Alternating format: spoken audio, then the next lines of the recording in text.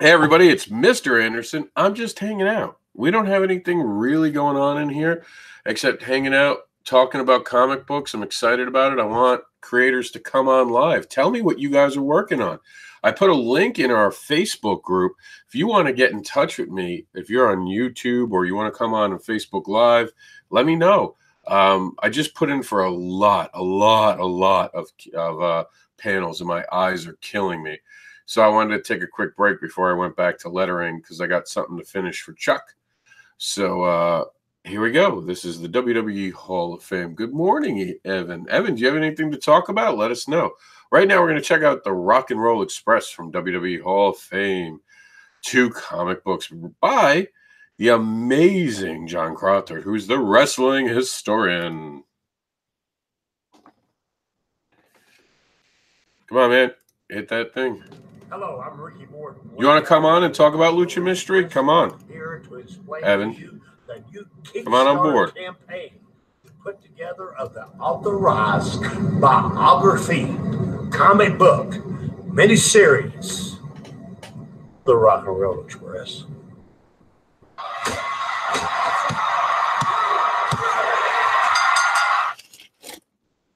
Because the Rock and Roll Express is the best. There's only one R&R right here, baby. And it is the Rock and Roll Express. Woo! And we love you.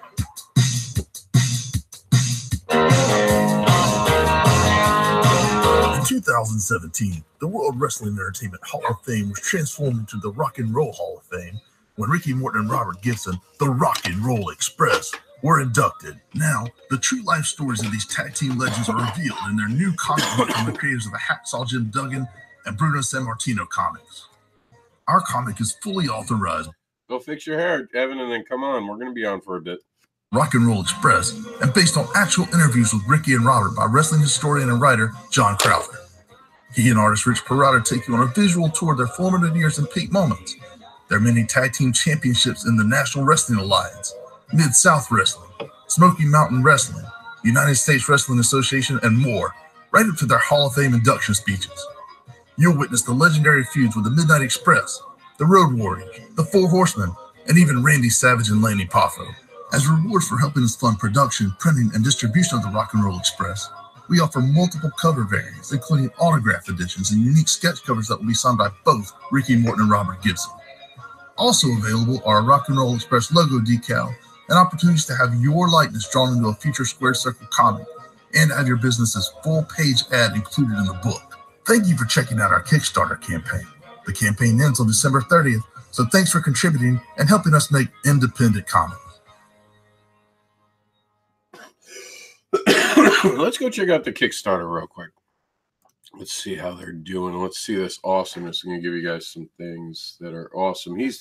Evan says, Lucha Mystery comics are now available at Indie Planet, Comixology, and Drive-Thru Comics. And those who don't know, Indie Planet is Kablam related. So basically that's where Kablam goes out of. You get the comics straight from them. I believe they print it on demand.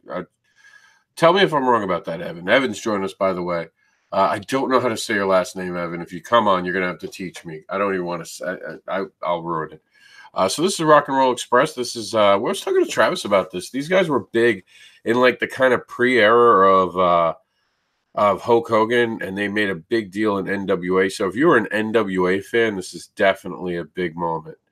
So looks like they're talking to the younger generation of wrestlers in Tennessee.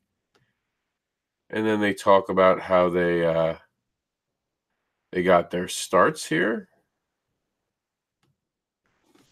Okay, the creators behind it are John Crowther, who's done an amazing amount of work.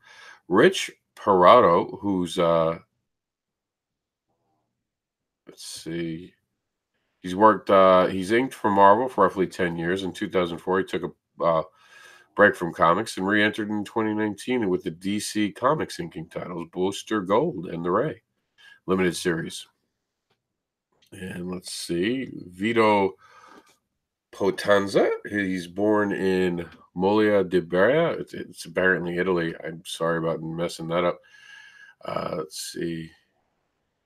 He's apparently a big illustrator, storyboard artist with video explanations, and has worked for from July 2006 as colorist for Inverse Press. So very cool. John Crowther is an awesome dude. It's pronounced Keyring. Am I saying that right? Keyring. Evan Keyring. Keyring, I think. I'm horrible at pronunciation. I was not hooked on phonics. My dyslexia really screwed up my ability to do that stuff. So I do apologize for that. But this looks like an amazing, amazing stuff. And look at this. You get autographed pictures. These guys were big, big deals back in the day. So if you're a fan of like the newer generation 90s and up, you really wouldn't know who these guys are. I mean, they were in WCW making, early 90s, I believe. This is like back before WWE bought WCW. So you have to go way back, but they definitely inspired a lot of changes and were a big, big, big part of the kind of showboatness that is wrestling today. So they are, I think, really close to gold. Let's get a share out. Let's everybody share this. I'm getting it. I'm getting it a digital.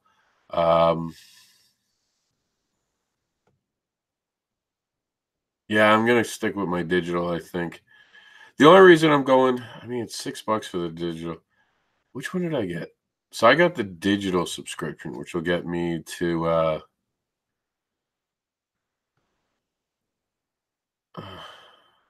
I wonder how much the printing is.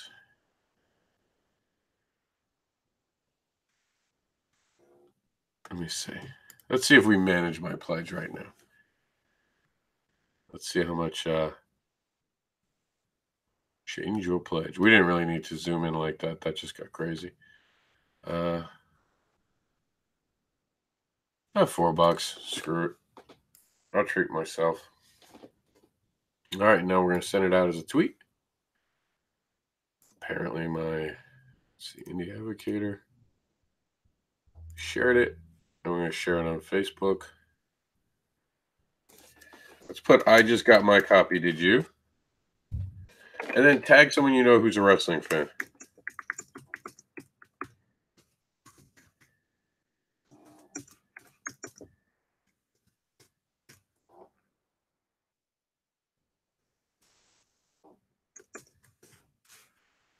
My friend Alex, big wrestling fan. So I'm asking him if he's a fan. And I also know Brian K. Morris.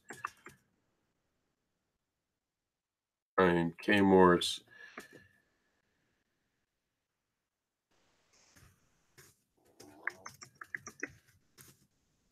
So now, by tagging my two friends in these, and it, honestly, I think that this,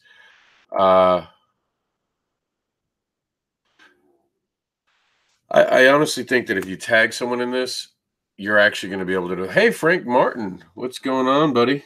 Frank Martin's in the Advocator. Frank Martin wants to jump on. He can jump on with me, talk about his book in the Advocator. He does Modern Testament. So the reason I'm tagging those two people is not just to get it more seen and more known, but I also want this exciting this excitement about the project to also spread so people understand it. And my friends like wrestling, so I'm gonna talk to them about it. I'm not tagging people I know don't like wrestling, but Frank Martin is in here.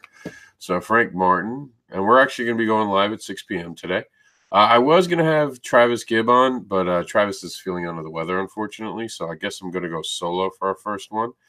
The Advocator Presents, by the way, is a collection of short stories from indie creators who have their own pre-established franchises, now offering continued short stories of the characters you have fallen in love with and may even gain some insight into those characters. For some of our creators featured in this volume, you that you are already a fan of, you get a new story that has never been seen before.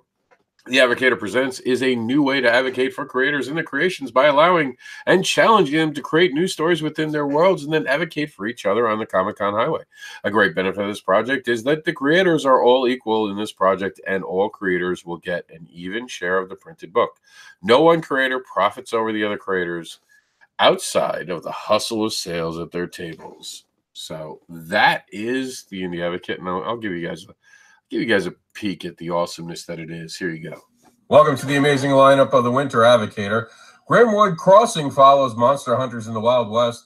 In this short story, they hunt down the ghosts of a witch that has been haunting the trail into the town, brought to us by Connor G. Bartel. The mismatched interstellar heroes of Binary Star drop in on a wild party on a black market planet, but while they're building giant tequila ice luges and getting into territorial bar fights with talking dogs, a psychopathic searcher secretly stalks them from the shadows, brought to us by Jamie Primack. And Mary Revised, if someone you love died, would you remember them for who they were or who you wanted them to be? Brought to us by Joseph Duas.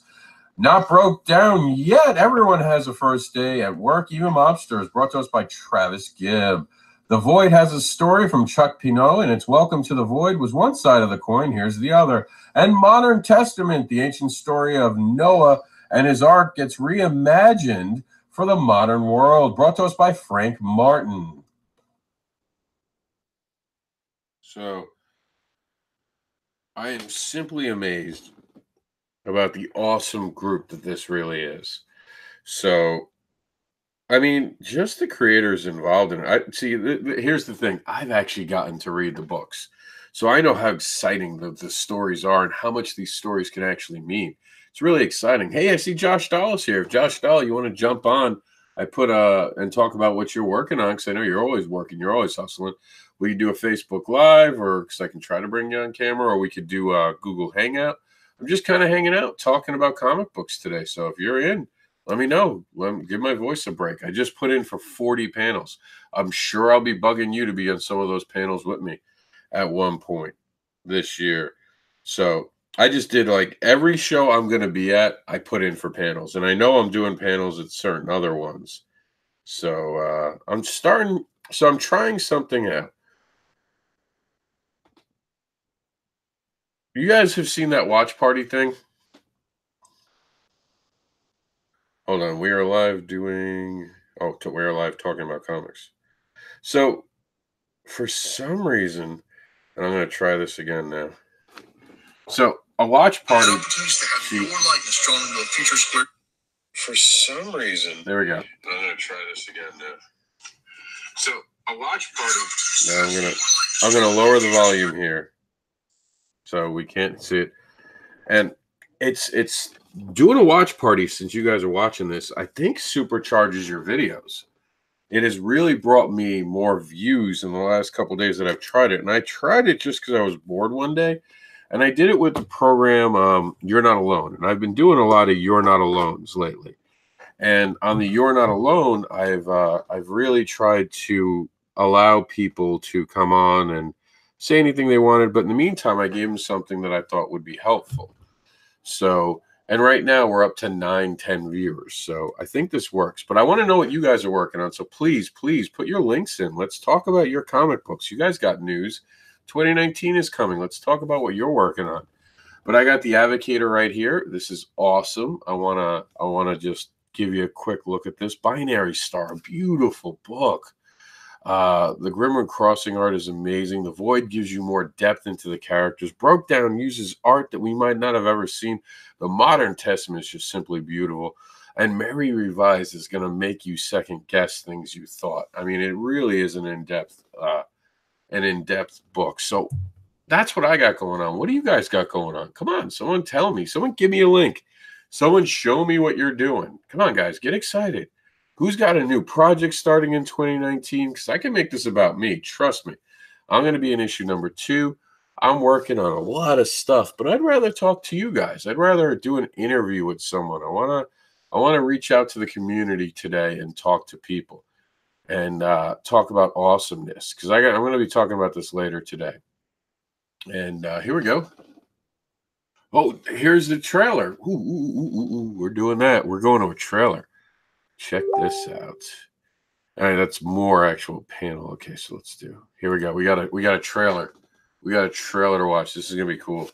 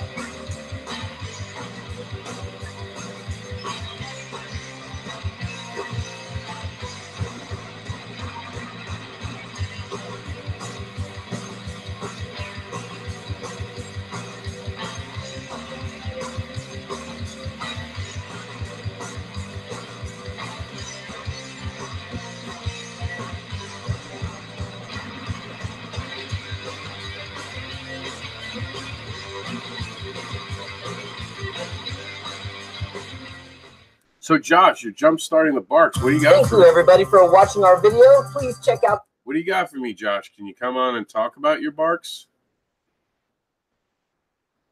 I forget how to actually invite someone to actually be part of it, but I'd love to see what Josh has got with the Barks. The Barks are awesome. If you got a link, Josh, drop it in. We'll take a look at it. So that is awesome, dude. I really like that. That comic book also. Did you like the I mean, you're into wrestling. Did you like the earlier guys? Evan, like, where did your fandom with wrestling begin? That's what I'm curious about, because I love this where is it? This footage inside of it right here. This is great art. I like the way that it's handled. Clearly, you're a fan of wrestling. I love the outfits. I love that outfit right there, the pumpkin girl. I would date her probably. That's a great outfit. I like that. She looks like she'd be fun in probably in a wicked way. But yeah, man. Let's see if there's anything more. Do you have a website? Ooh, here we go. There's a digital download here. Let's see.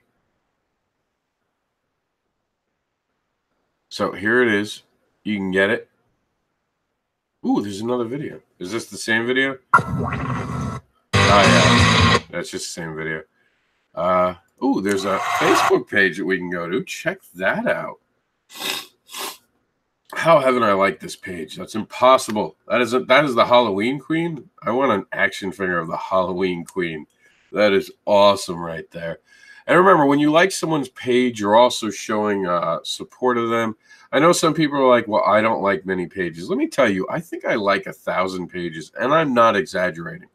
I'll show you guys in a second how many pages I liked, and it does not affect my life, even a little bit. Every so often, the page gives me something cool to look at. If I don't like what they released, oh, well, that's it. This is awesome, though. I really, really dig this. I like the Bride of Frankenstein look. I'm actually having a wrestler book coming out. Ooh, there's another trailer. I love when they're trailers.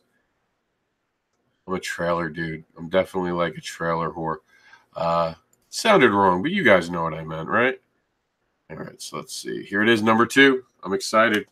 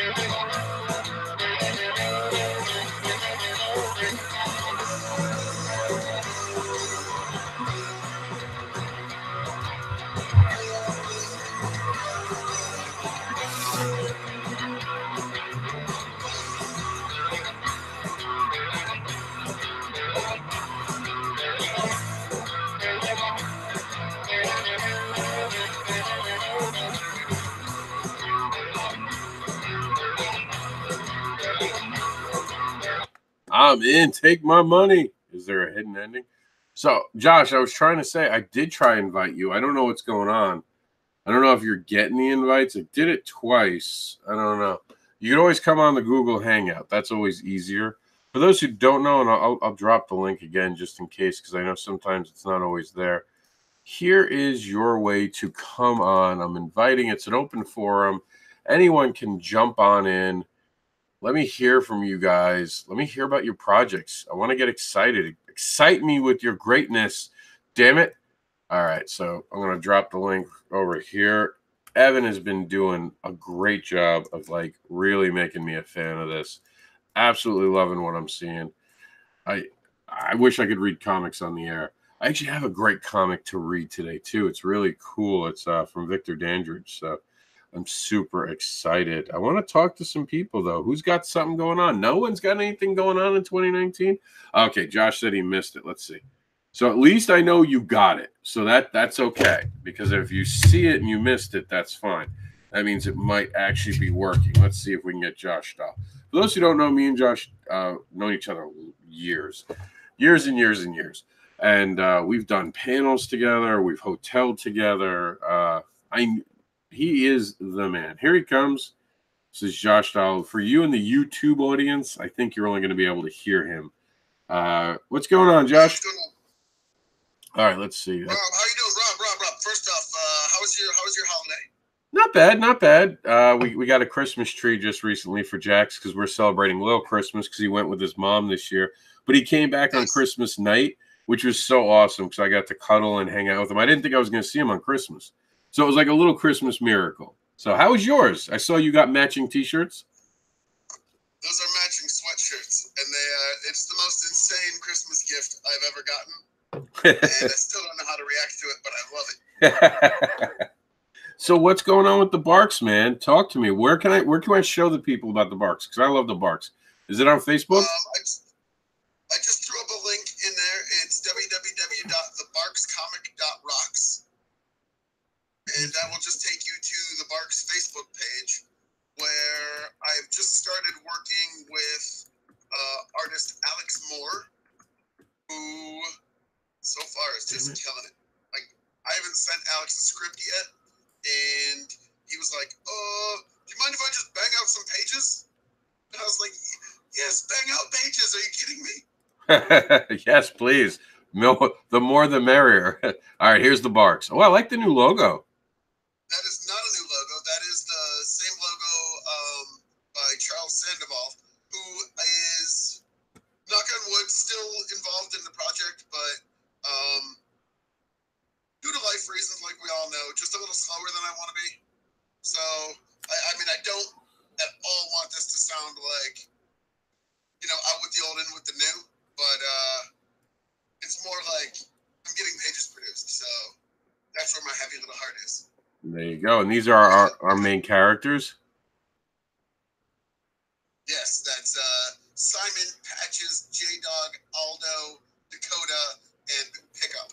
Oh, wow. They are the Barks. I remember you were talking about this a while, like, what was it, Baltimore? And you were really excited about it. Oh, you have a video? What is this video?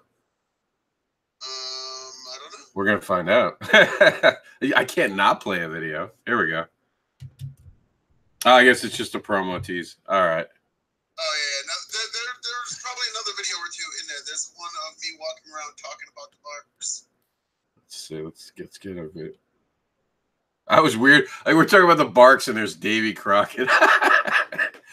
That was awesome. All right, let's see. I want to see a video. This is some more Charles Sandoval. Some of these are just coming through from my Instagram. Gotcha. I like what I'm seeing, though. And tell people what the Barks are. I know what the... What's the Barks? An awesome artist. But what is the Barks? I know what it is, but I don't know how to pitch it yet. So tell me how to pitch it when people ask me about it. The Barks is a comic book series about a group of friends in a nowhere dead-end town who discover friendship and discover how to be themselves through the magic of punk rock music. And also, their dogs. You have pins already? That's awesome. Yep, I have a bunch of pins. Again, those awesome logos are designed by Charles Sandoval. Now, have you talked to Martin Dunn about this project? I just saw his name, so it made me realize you guys are both punk rock music fans. Yes, I have. Hopefully, oh wait, hold on, scroll back up. Go back up.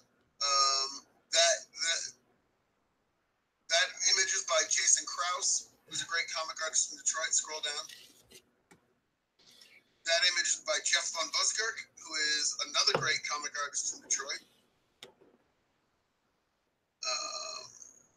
Forget who that one's by. Grape Jelly Studio? Yeah. So at conventions, when I'm promoting the Barks, I have people just draw themselves as punk rock animals. That's cool.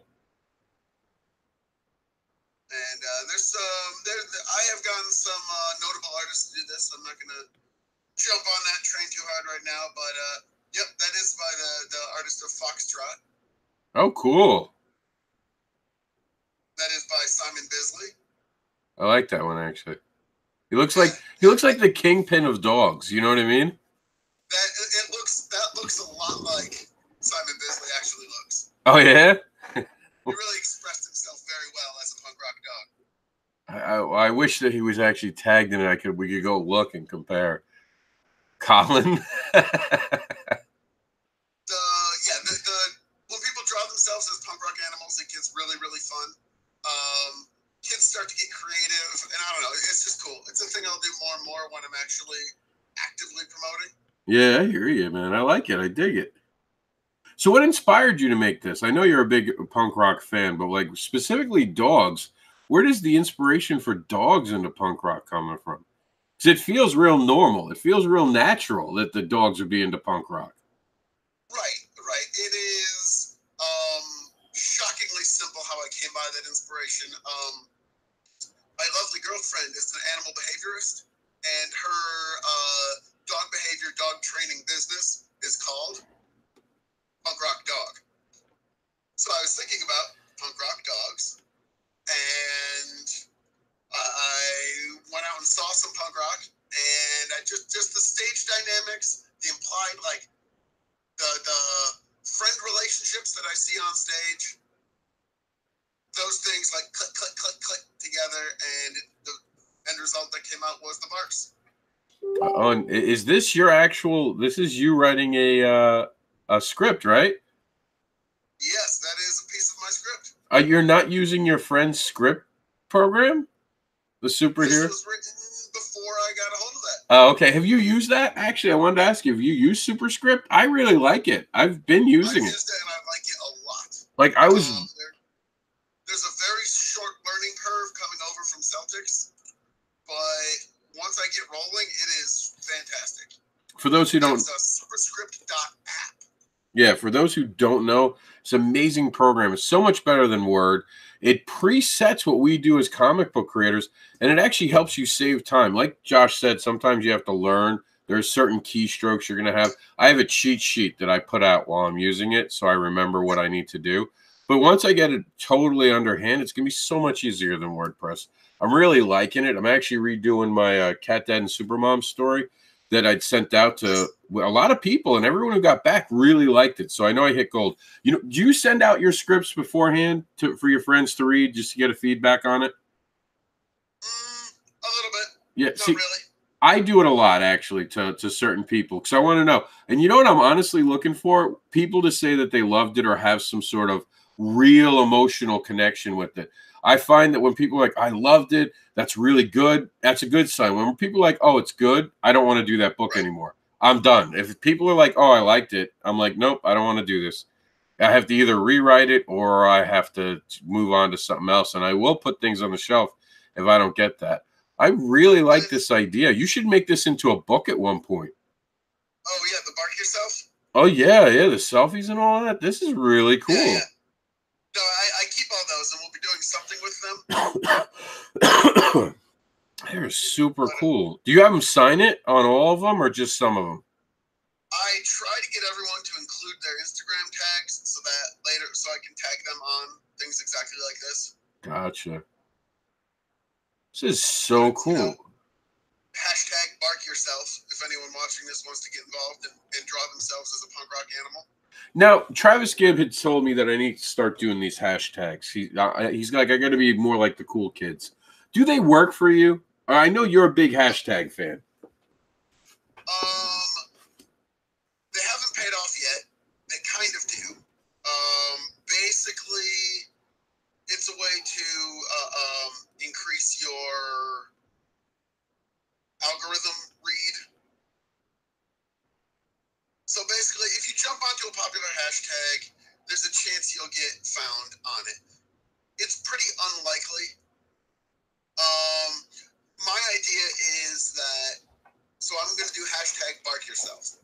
So if one person who does this gets excited about barking themselves and wants to go find Bark Yourself and searches for their own picture through hashtag Bark Yourself, they're going to find 100 other Bark Yourself pictures, and that will be pretty cool, and they will share that.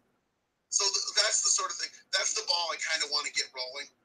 So the idea is, for me, the idea is not to overwhelm with hashtags like a lot of people do, which is an effective strategy. That's a whale. Somebody did a punk rock whale.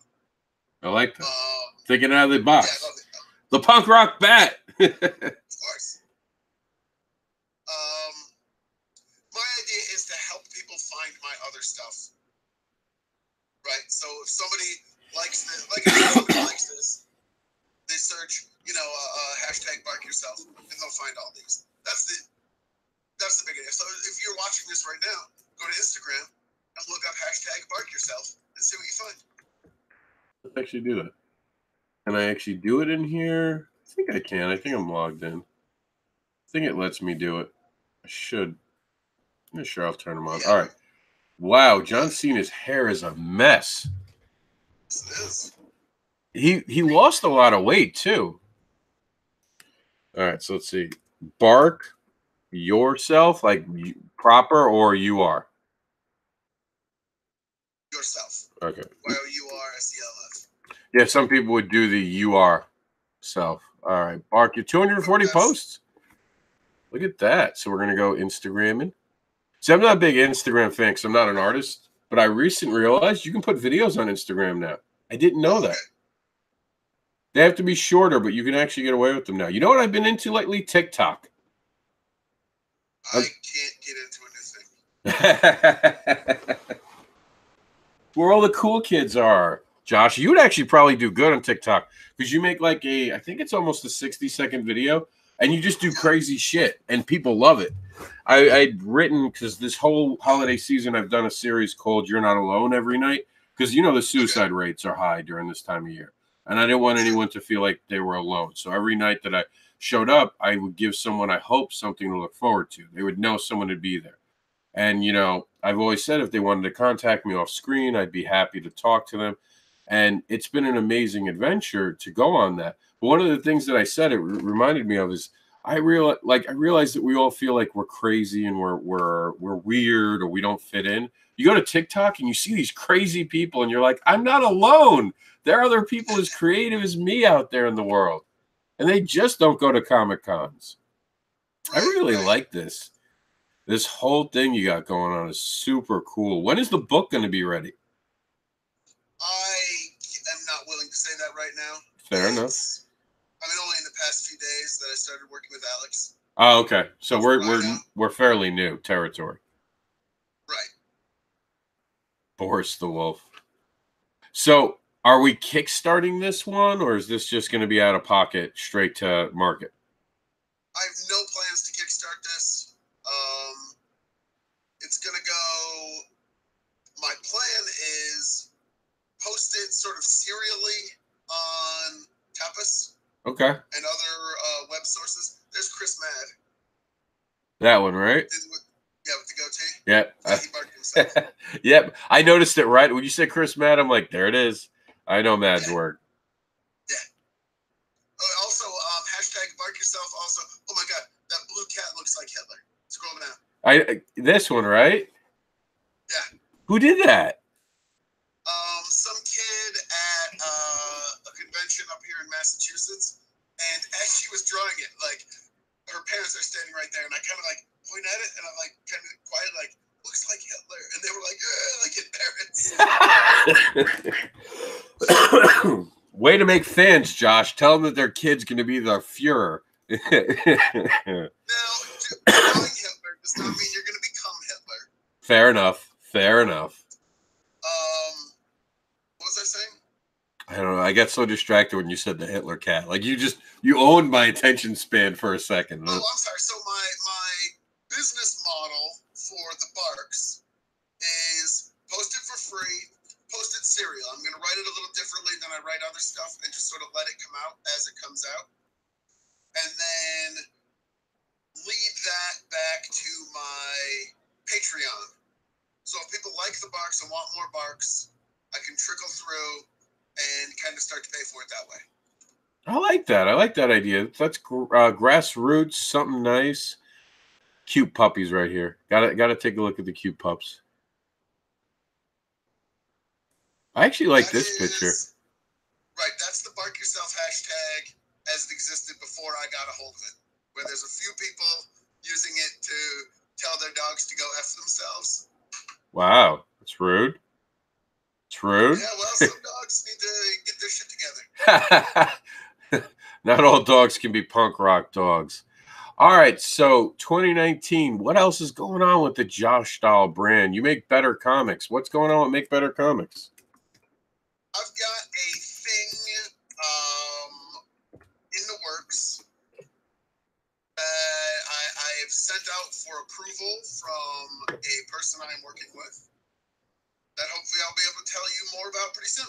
Oh, definitely going to have you on. I'm bringing back the 7 Deadly Questions. I missed doing it in 2018. We did it the more cute way of preamble interviews.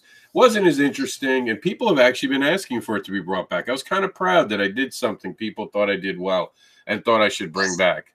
So I have to have you back on. And this time I want to do them more live. I want to see creators get excited. I like the live experience, and you're great live on cameras. So I want to have you back on. I want to do specifically with Make Better Comics, and I'm glad you brought up the live thing. First off, I have to apologize. I never posted the interview I did with you because I just don't know how to edit audio very well, and it takes me so long to make a podcast that I was doing the Better Make Comics podcast. I did a few episodes of it. Honestly, I don't have the time and energy to devote to learning how to do that really well. So what I want to do is transition into live videos where I do the same kind of thing. You remember, Rob, where I talk about why you make comics and then help you with something live on air. I want to transition that into live videos and just put my money where my mouth is without editing and see if I can spend half an hour with another creator helping them out. I like that. I like live. There's something energetic about live. I've been on some podcasts where it's preambled, pre-taped, and they stop. And they go, oh, someone coughed. And it's like, so we were in the middle of something. You know what I mean? Just let it go. And you lose that momentum and you come back on and you're like, I don't remember what the hell I just said. Honestly, I can't. Oh, we'll just edit it. Just pick up from here. So I like live videos. I mean, every so often people have said some dumb shit. I've slipped out with some dumb shit. It happens. But I think that makes it more fun. And I don't edit it, so no one can ever say, well, Rob picked and choose what he said in the video. No, I put a full video online. What gets said is what gets said. No one has ever accused me of trying to make someone look bad because you're live. It's you. You're the one controlling what you say. You say something dumb, it's on you. I can honestly say that the Illuminati runs the country, and they're the secret architects of our fate, and they are controlled by alien lizard people. I could see that. I could actually, like, as joking as that sounds, it's not something as a comic book creator I'm totally against. You know? Like, I could see it. You know, even in the X-Men, they talk about the Illuminati, which Professor X becomes part of. So I don't know. I think there's something there. I've always said this since I was younger. I think there are so many alien movies that are made to prepare us for what's out there. They don't think we're ready yet. So the aliens are producing these movies to prepare us for what's coming. Nah. He's like, nope, I don't think so. So beyond the Barks, we also have Skies, right? That's a big popular one. Yep, doing Skies Over Superior. Similar model, just trying to produce pages. I am in the middle of, I'm not going to provide more details because it pisses me off, but I'm in the middle of kind of a frustrating shitstorm with some printer stuff. And so if anyone who's watching this has backed Skies Over Superior, I deeply apologize for the unacceptable delays. So a lot of those delays are my fault, absolutely. A lot of the delay is not my fault, and I also deeply apologize for that. The books exist, and they will get to you, but so Skies Over Superior is happening. Skies Over Superior is coming out. It's slower than I want it to. Partially my fault. Zero fault of Laura Burrell, the artist. She's a machine. She cranks out beautiful artwork. There's me with John Suntress. There's me with the dude from Ghost Adventures, Aaron. And I know this is a popular book. Like, this really is, like, because I've been next to, actually, at Baltimore. People love the book. People love the book. Like those who have actually gotten it, I'm sorry that you hit a delay. We all hit it. I've talked to you about this. My first Kickstarter with Amazon, with printing, I had to actually use Amazon to fulfill it. And I've never heard anyone do that. And it was because I didn't want to be late. I didn't want to be late. The printer just completely backed out at me at the last minute. Didn't even back out, just stopped returning emails to the point where we were now going to be late. But not just late, but super late because there had just also been a storm in was it the Pacifics? It was going to be overseas or the Atlantic. Either way, they said that they were now delayed 6 to 8 weeks, which was unacceptable, That's terrible. Yeah, so I went to Amazon. It was not cheap. Honestly, I wound up going into pocket on that Kickstarter. Honestly, if I'm being honest with you, that's the Kickstarter that made me afraid of Kickstarters because we raised all that money and I lost money. So it was like, why did I bother doing a Kickstarter? And from that point on, I've never even trusted Kickstarters the same way since then. Have you seen my latest Kickstarter? Well, technically not mine. Have you seen the project I'm running? No. You really haven't? I tagged you in it, I thought. Here, check it out. I want to know what Josh Dahl thinks of this. This is the first time you're seeing it then. This is your first time, right? I believe so, yes. Oh, I'm excited about this now. I want to know what he thinks. Welcome to the amazing lineup of the Winter Avocator. Grimwood Crossing follows monster hunters in the Wild West. In this short story, they hunt down the ghosts of a witch that has been haunting the trail into the town, brought to us by Connor G. Bartel. The mismatched interstellar heroes of Binary Star drop in on a wild party on a black market planet, but while they're building giant tequila ice luges and getting into territorial bar fights with talking dogs, a psychopathic searcher secretly stalks them from the shadows, brought to us by Jamie Primack. And Mary revised, if someone you love died, would you remember them for who they were or who you wanted them to be? Brought to us by Joseph Duas. Not broke down yet. Everyone has a first day at work, even mobsters. Brought to us by Travis Gibb. The Void has a story from Chuck Pinot, and its Welcome to the Void was one side of the coin. Here's the other. And Modern Testament, the ancient story of Noah and his ark, gets reimagined for the modern world. Brought to us by Frank Martin. So what do you think? That's the video that's up on Kickstarter? That's the short video. Yeah, we aimed for a 1 minute video because supposedly if you get 1 minute video, and I don't know if you've ever looked at this, but I actually do. So I'm a nerd. I wanted to see people watching the videos, and very often I don't like longer videos unless I'm talking to a creator because then people will watch. When we're interacting, they'll watch more. When I do Kickstarter talk, we have horrible follow-through. People will leave in the middle of the show where they won't leave with us. They'll stay and listen to what we're saying. So someone had commented when we were talking a few months ago that they found that a 1 minute video to a 2 minute video got more viewership, like solid through. The last time I checked, we had a 68% follow through, meaning 68% of the time people are watching the entire video, which is important because you want them to see what the project's about. This is because when you have those long-winded videos, and I've had a couple long-winded ones of my own, I had as low as 35% go through, and that's not acceptable. You want people to see this whole thing, but I'm interrupting you. What do you think of it? So you didn't hook me. I didn't hook you. All right. So let's see if I can hook you with the rest of it. No, wait. So basically, your thinking is in the right place with the short video. What I think you need to do to make the short video work is lead with an exciting 5-second hook, right? So if you have even very basic video production, throw some bright, colorful images up there, a cover of each comic, boom, boom, boom, boom, boom, and then say, Indie Advocator is a comic book featuring bop, bop, bop, and say 3 exciting words about it, right? Say it's featuring the best of indie comics with bite-sized stories for new readers. Boom. Then tell me what those bite-sized stories are. As it is, I feel like, okay, here's what it is. When you jump right into it, telling me about what these stories are about, the insecure, frightened part of me feels like it's hipster shit that I should already know about, and I'm being judged for not knowing about it. You know what what I mean? When you say the names of titles without telling me what the titles are, or names of creators without telling me who the creators are, I feel like it's one of those things where you're name dropping something, and I feel like I'm on the outside of that club. I can understand that. So, and the simple way to remedy it, like everything you have in there is good. You say it pretty punchy. You give like, you know, if I'm interested in these genres, that's the things that are going to hook me. But you already, you kind of have me painted as an outsider already. So if you just do the welcome in, say, you know, thanks for taking a look at the Indie Advocator. This is a buffet it's a sampler of cool new indie creators, like ding, ding, ding, and then go into the details.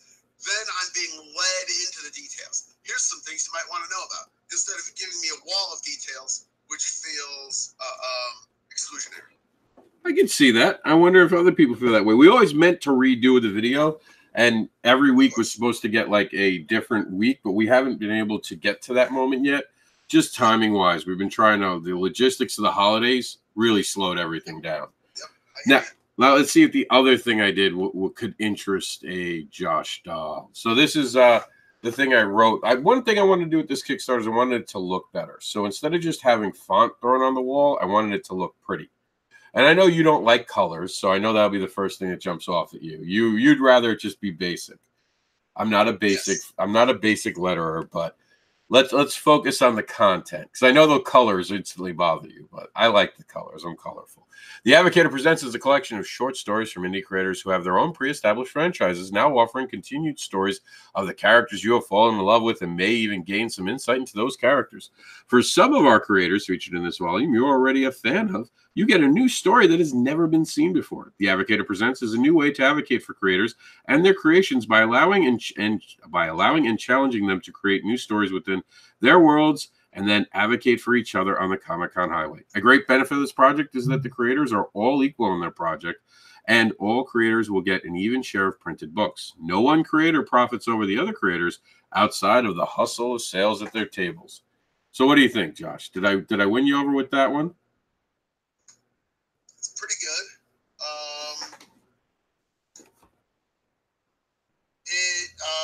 Okay, so a paragraph of text. In order for someone to not scroll past the paragraph of text, you got to hook them in, which I think you do pretty well. But I think, in general, you are writing from the point of view of someone like Rob Anderson, which is a problem because your target audience is not Rob Anderson's, right? So again, with insider terminology like the Comic-Con highway, I'm like, what is that? Well, is that another thing I don't know about? Is that a thing I should know about? Can I go there? How do I get there? What is that, right? What I would suggest is scrap the paragraph format and do as much as you can to make bullet point lists. People will check out and immediately understand bullet point lists. So if you have creators, bam, bam, bam, bam, bam, and then you have benefits, bam, bam, bam, bam, bam, that's going to be a lot more exciting and engaging than asking someone to read a paragraph. You mean like this? The next thing we had? Yep, that's a little punchier. That's a little more yep. Something for the people who aren't necessarily creators, who are just fans of things. I would slide this up and put this closer to the top. That's good. An image and something to read. That I like very much. And then if you like that, you'll also like the little so for this one, we give a little section for each creator. We talk about right. And this works. So this works here. This is different from what I said before, but this works because somebody who scrolls down this far is looking for more information. Somebody who scrolls down this far wants this amount of information, so this is good for them. I'm saying bullet points right at the top, right below the video. Put in bullet points or something short and punchy that sell it to the reader. Like honestly, readers don't care about the plight of the indie artist until they like the indie artist, right? So the things you're talking about, you know, splitting ownership and rights and not available, those are nice once people already care, but up front, nobody cares. And they don't care because they don't know, and they don't know because they've got other shit going on in their lives. You know what I'm saying? Oh, certainly. But part of the thinking that we had with that was also we're trading readers. So part of this was the hope that we would be bringing in each other's readers. One of the biggest problems. So say that from the point of view of your audience, right? So trading readers sounds kind of mercenary. Yeah, I know. That's why we don't mention it. But that's what we were hoping for, the trading of readers. Right. But so say what trading readers is from the point of view of the reader. So to phrase it as trading readers, that's making the reader a commodity, and I don't want to feel like a commodity to you. I want to feel like a valued participant. So instead of saying trading readers, make it something like sharing fan bases. Sharing comics. Sharing new comics experiences. Taking someone who's familiar with Welcome to the Void and sharing with them Broke Down. Whatever, like somehow make it, put it from their point of view. Like I said, you're making the mistake of writing from the point of view of Rob Anderson. I can't help it. I'm Rob Anderson. I know. I keep wanting to be Josh Dahl, but it doesn't work. I don't pull off the mohawk. It doesn't work for me either, but you do what you can. Use the first chunk of your Kickstarter scroll to specifically speak in your reader's language. Right? They want to know what this product is they're buying. Right? We like to think of Kickstarter backers as backers, but they are actually comic buyers who are buying a product to read.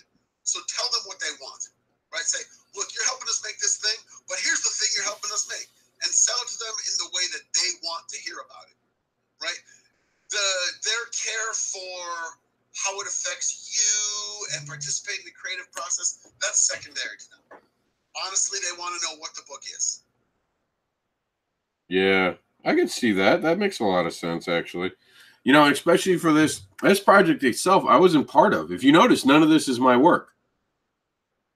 Nothing in here is me. I did letter something, but letters don't really get the fanfare of anything. You know what I mean? You don't expect anything to be commented on when you letter a book. You just hope you do it enough that no one ever gets mad at you for fucking it up or doing it differently. Because I definitely like to letter things differently, and you've gotten on me for that, and other people have gotten on me for that because I like my own style. Not that I can't do it normally. In the book I did this is actually the most normal lettering I've ever done, but I do some cool stuff with it. And even the creator was like, wow, that's a really good idea. So, and he said he doesn't mind if I talk about this. So are you familiar with Welcome to the Void? Do you know Chuck Pino? I have not read it, but I know about it. Okay, so he's looking at it. In this story, we're getting the different side. We're getting a look from the void into the story. So the story you just read, we now see the other side of it, the people in the void. So one of the things I wanted to do to kind of go with that is they sent me the art with line art. So I was able to drop my boxes that they're using to talk into the line art. So it looks like the boxes are getting mixed with the line art. And it comes out really nicely. I see you rolling your eyes, but it works. No, that was not an eye roll. That was me trying to picture that. Oh. Okay. Actually, I can show you. Because, we're promoting things here, right? And the YouTube audience won't get to see this. But I can actually show you a Welcome to the Void thing, and I'll show you how it looks. Because it's a really cool, and I had to do a little bit of editing in this too. Don't tell anyone I can edit, because the minute people know you can edit comics and do it really well and put things together, that's all they want you to do for them. You mean like assemble files, put stuff together that way? I can do that too, but I mean literally, I took a page from one of his books and I put it into another part of his book. So we saw different things, and I was able to blend them, reshop it, re-Photoshop it. I even added a character to a different side of the character to make the picture that'll be used for their. I think it's just the final page, which I'm not going to show you the final page. So I would call that more like digital production rather than editing. Well, it's digital editing, but I get what you mean. I get what you're saying. That does make sense, but it is actually. I found throughout the comic industry, especially on our side of it, nobody knows what the word editing means. Yeah, they really don't. Because everybody means something else by it. And I'm not saying everybody else is wrong. I'm saying my definition definition is also likely just as wrong as anyone else's. All right, so here's a page, and I'm going to show you. I picked this one because this is actually some of my favorite art, and this is actually the one we were talking about where I edited it in. For those who read Welcome to the Void, this is brand new. They have never seen this put together in this sequence. Right. So in this, you'll notice right up here, you see this. So let me blow it up so you can really see it. Because it's very subtle. Like I said, very subtle lettering in this. You notice how it bends into it, into the art? Just that little, look in the yellow. Look in the yellow right here. You see where I'm pointing? Yeah. Notice the lines from the actual comic are invading the box, but not overpowering it. It's almost... The reason I did this, and I told because when I was lettering it, I know Chuck. Chuck's my editor. So I was like, look what I did. And he's like, yeah, I saw that. I thought it was a mistake. I was like, no, I did it just for one character. We're introduced to a brand new character. And this character seems to not have full control over her powers. So I was like, what if this represents the fact that while she's talking, she's almost whispering in reality? Like she's not able to hold herself completely in the void. Sure. And that if anyone stopped and listened, they could maybe start to hear someone might be talking. You've been walking down the street by yourself and looked around because you felt like someone was talking and you can't find someone. That's what that represents. And I told him that. And he was like, holy shit. He's like, you did that on purpose? I was like, sure, we'll go with that. Truth was I accidentally did it and saw it. And I was like, oh, that would be really cool if we did it for this reason. But the photo editing down here, you could see I added this entire page into here on top of that. And then I actually, this is the character actually. I reestablished her in the original thing. You couldn't see her as well. She was a lot more faded. Now I wanted her to be more forefront than in the other version because now we're seeing it from her point. So, and what do you think of my lettering? Very standard, right? It's looking pretty solid. See, I can letter the Marvel way. I prefer not to. I like my way sometimes. But I had, you know Creature Entertainment, John Uolo? Oh, yeah, I know. He made a really good suggestion about monsters. So he wants me to take monsters and he wants me to redo monsters and make it look like a standard comic. He doesn't like the choices I made. So I recently, let me see if I actually have it for notice how the lettering's changing in the monsters? Yeah, I can see it, yeah. And now also notice I put borders in the art. This never had borders. Right. So we're going to put borders and we're going to shrink it to a regular comic book size. Because he said, look, if people do have a little bit of problem with the art, making it bigger is a problem. He's like, if you shrink it down to... Hey, Rob, I got to interrupt you. My phone battery's dying here. I'm going to have to cut out. All right, man. Happy New Year. Hey, dude. Happy New Year to you. Happy New Year to all my friends and comics people out there. And come see me. Come talk to me. Let's do some comic stuff. Very cool. I look forward to talking to you more in 2019, my friend. Yeah, I'll see you on the road, brother. See you there. All right, so that was Josh Dahl. We're talking comics. We've been gone for an hour now, actually. My eyes feel better. Yes, Caleb, I do have to get out of my comfort zone. 2019 is very much going to be out of my comfort zone. I am taking on projects that I'd said no to. I didn't like doing interviews. I'm now going to be doing interviews with anyone who asks me. I'm trying to put into the slogan, into effect, say yes in 2019 to everything that I'm offered. Because in 2018, I had this horrible practice of saying no. I would say no, or I'd say more politely, well, I'm busy right now. Can I maybe do it later? Can we put it off? Can I do this? No, I'm committing to do things. Someone sends me something to review, I'm reviewing it in 48 hours. I definitely had to get out of my comfort zone because I was getting complacent. And I was doing a lot of things, and I was doing too many things. And because I was doing too many things, I wasn't doing enough good things. I was doing subpar things, and that's not what I want to put out there to the world. We've changed how we're going to run indie advocates. We've gotten rid of cosplaying. We're getting rid of any art that's not indie art. So we're really refocusing the site to be 100% indie driven. It's going to be new content, videos like this, just hanging out, talking about things. But that's You have it right, Caleb. I have to get out of the comfort zone. And one of the things that I was telling Josh just a few minutes ago was John Uolo had mentioned to me, he's there like, look, if you ever want to work with anyone who's not you and get hired, you're going to have to get out of your comfort zone and show people what you can do. If you can do it, you have to do it. You have to show people what you can do. So Travis Gibbons said to me, he's like, you still have the Monsters files, and I'll show it right here. And I'm sorry to the YouTube audience. Let me see if I can get the YouTube audience to see some of the stuff we're seeing before we switch back over. All right, so YouTube, here we go. I'm just going to switch. You're going to have to see my ugly mug for a sec. Hello. I'm wearing my Superman shirt. Every time I wear this, I'm reminded that one of the first pictures of me in existence is me wearing a Superman shirt when I was a little kid. So every time I wear it, I feel like a little kid. But here we go. So while I was relettering this, you guys can see these borders, and I'll show you. I never got to show Josh. Maybe he can see it later. Let me see if I have it. It should be saved in the same area. Creator's Cut. I'm calling the book a Creator's Cut. So here is, let's see if we can get a preview.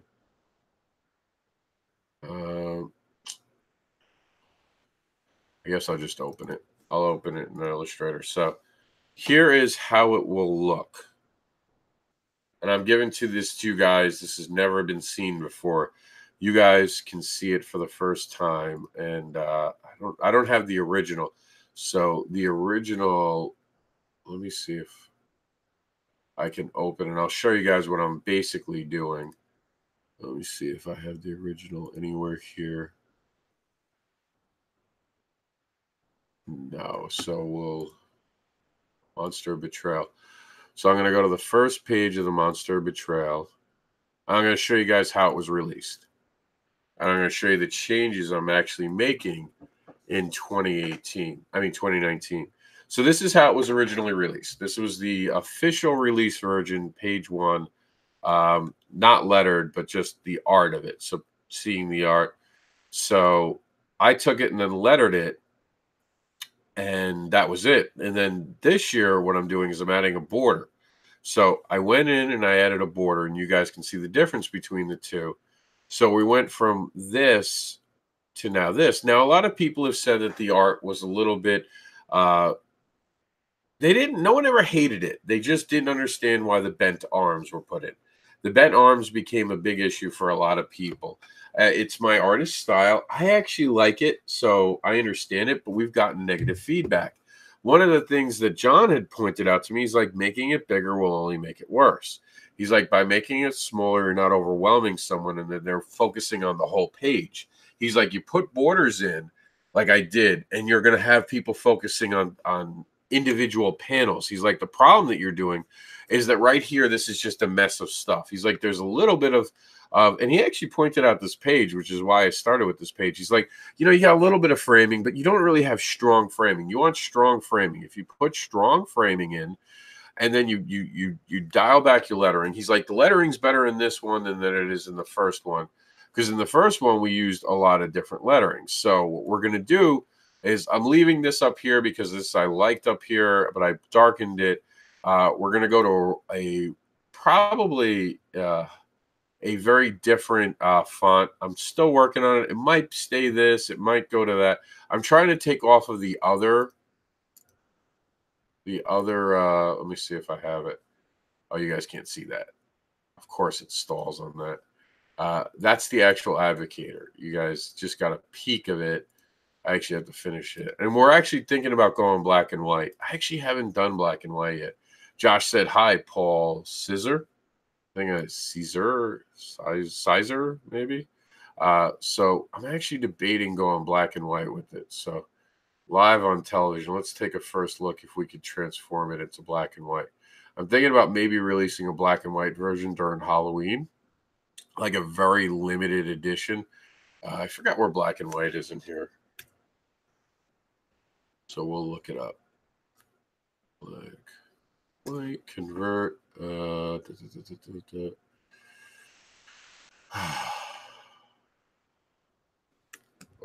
that didn't work the way I wanted it to. Either way, I'm going to try to look at a black and white version of it. maybe to do that. But as you guys can see, what we're going to do is we're going to have more consistency. The lettering for the humans will be different than the monsters, but the monsters will all have the same lettering throughout the book, unlike in issue number 1, where in issue number 1 is where we're talking about lettering. So I'm going to show you guys how. And I liked it, but I got a lot of feedback on it and wasn't always positive feedback. It wasn't necessarily bad feedback, but people just did not resonate with it. So, and I do listen. You know, I got to do the books the way I wanted it to, but now I have to do it the way that it can be commercial. And what I mean by commercial is that people will like it besides me. So that's my next goal.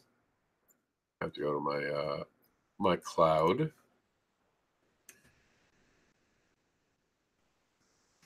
So this is a little bit of the background into how you do things.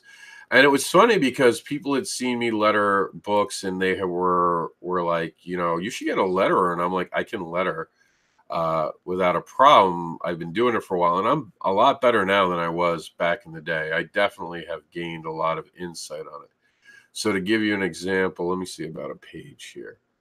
So Frankenstein was pretty easy to read, actually. Frankenstein was never my complaint. More of my complaint became on this page, which is one that I'm looking forward to relettering, because I was trying to do this thing where every character had their own different kind of feel to them. So the Mummy got this different type of font. But by book 2, we wound up getting rid of that. And I can actually probably show you right here. Monster Betrayal. There we go, lettered. So by book 2, see, here it is, PNGs. So by book 2, we kept the same thing where all the different monsters were talking. But what I did is I changed basically the color of who the characters were. So every character got a different colored font, which is something that we hadn't heard too much bad about. It was, everyone had said that, you know, so this is how, when our character based on the Mummy, Mr. Mum, is speaking, this is how it looks. It's gray. Frankenstein or Frank, or our character based upon that, gets a different font for himself in the book. And let's see. Let me see if I can get you when, here he is. So our character Frankenstein, or as we call him, Mr. Stein, and he's the monster and the actual, he's the monster and the doctor together. He got green. So.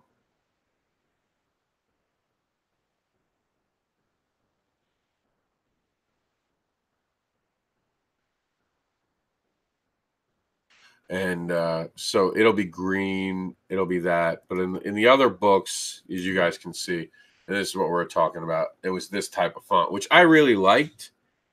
But hey, end of the day, it's not what you like, it's what works. So I listen to people, and I'm happy to listen to people, and I'm always happy to be there. Hi, Jill. I don't know who Jill is, but hi, Jill. Jax is home. I'm going to go say hi to my buddy. Thank you for hanging out with me today, and seeing some of the stuff I'm working on, seeing some of the stuff Josh Dahl is working on, see some of the stuff that Evan was working on. Let's do this. Let's make this a thing. Let's just talk comics every so often. Let's even talk Marvel comics. Let's make a day and time. Maybe we'll do Sundays when I'm not at cons, and then on Sundays we'll do it live on a show floor, and we'll talk about some other people's comic books. What do you think? I kind of like this format. Free, go with what we're going to do. At cons, I could easily just talk about other people's things. Let me know if you liked the video. We're out. Thanks for tuning in. My name's Mr. Anderson, and you can follow me, by the way. We showed you some Josh Dahl stuff. Not only come back my Kickstarter. Come on, help me get over the 1,000 people. This isn't even my Kickstarter. I'm doing this as a producer, so let's get over 1,000 today. Back this amazing project. Help me break the one. Get me. You can follow and subscribe to me. I will be starting an email, just a release for stuff I'm doing starting in January. I'm going to be asking you guys to sign up. So it's not going to be through here because this will be every post that goes through, but I'll be doing a mailing list. So That'll be very special. But this is where you can follow all the stuff that I'm doing. I do appreciate you guys tuning in. My buddy boy is home, so I'm going to go get a hug from my little guy. And my name is Mr. Anderson, and I am the unboxable advocating creator known as the Indie Devil who will tempt you with my devilish tales. All right, YouTube, thanks for hanging out. Catch you later.